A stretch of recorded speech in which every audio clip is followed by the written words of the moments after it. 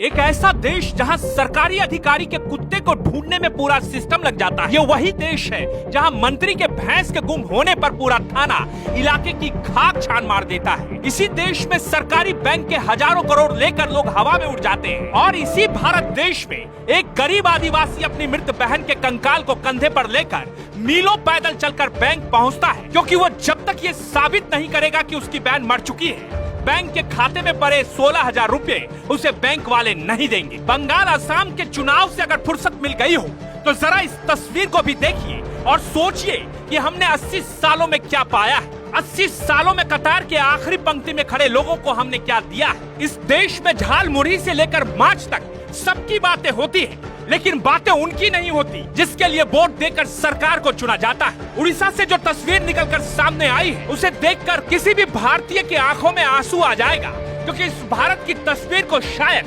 काले चश्मे के भीतर से लुटेंस जोड़ने बैठने वाले नेता देख नहीं पाते। सरकारी बाबुओं को तो मलाई खाने की आदत लग गई है। इस देश में एक गरीब आदिवासी की औकात क्या हो सकती है, इस तस्वीर को देखकर आप समझ जाएंगे। इस तस्वीर में आपको क्या दिख रहा है?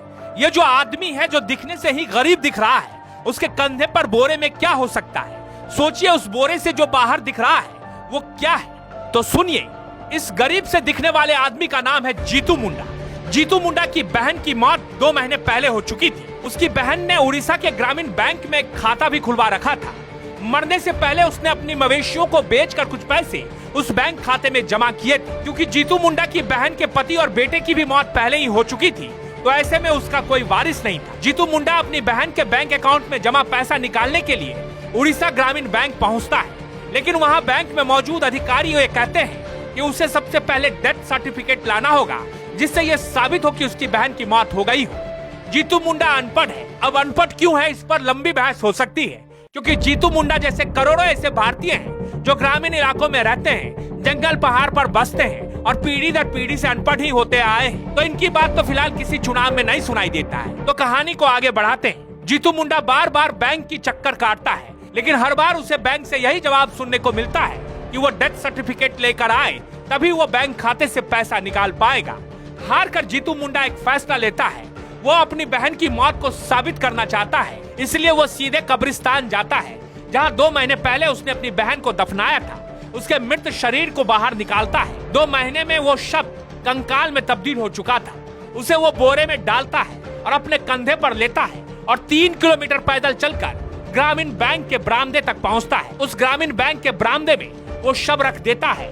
बैंक अधिकारी इस हरकत को देखकर हक्के बक्के हो जाते हैं। वो अंदर से ग्रिल बंद कर देते हैं। ये खबर आग की तरह फैलती है। खबर पुलिस स्टेशन तक भी पहुंच जाती है। पुलिस के अधिकारी दौरे दौरे बैंक पहुंचते हैं और फिर जीतू को समझाने लगते हैं। पुलिस के अनुसार जीतू अनपढ़ है और कानूनी प्रक्रिया से अनजान था। पुलिस ने उसे नियम समझाया और जल्द ही पैसे दिलाने का भरोसा दिया। इसके बाद वो अपनी बहन का शव को दोबारा कब्रिस्तान में दफना दिया। कहने के लिए एक मामूली घटना हो सकती है, लेकिन सोचिए, भारत के ग्रामीण इलाकों में रहने वाले जीतू जैसे न जाने कितने करोड़ लोग रहते हैं। इन लोगों के साथ आए दिन सरकारी विभागों में इसी तरह से व्यवहार किया जाता है। एक अदना सा कागज लेने के लिए इन्हें बार बार दोहराया जाता है। बैंक के अधिकारी भी इसी आदत से मजबूर थे। उन्होंने जीतू मुंडा को देखकर ये नहीं समझा जीतू मुंडा की स्थिति क्या है और जीतू मुंडा की मदद कैसे की जा सकती है। उन्होंने जीतू मुंडा को बार बार बहन के डेथ सर्टिफिकेट लाने की बात कही, जबकि ग्रामीण इलाकों में आमतौर पर यह होता है कि किसी के मौत के बाद शायद ही कोई डेथ सर्टिफिकेट बनाता है। जीतू मुंडा की ये कहानी ये बताती है कि भारत में कतार के आखिरी पंक्ति में खड़े लोग किस हालात में आज भी जी रहे हैं। लेकिन फिलहाल आप इंतजार कीजिए 4 मई का, क्योंकि 4 मई को 5 राज्यों के चुनाव परिणाम आने हैं और उसके बाद फिर नेताओं का इंटरव्यू देखिए और मजा लीजिए।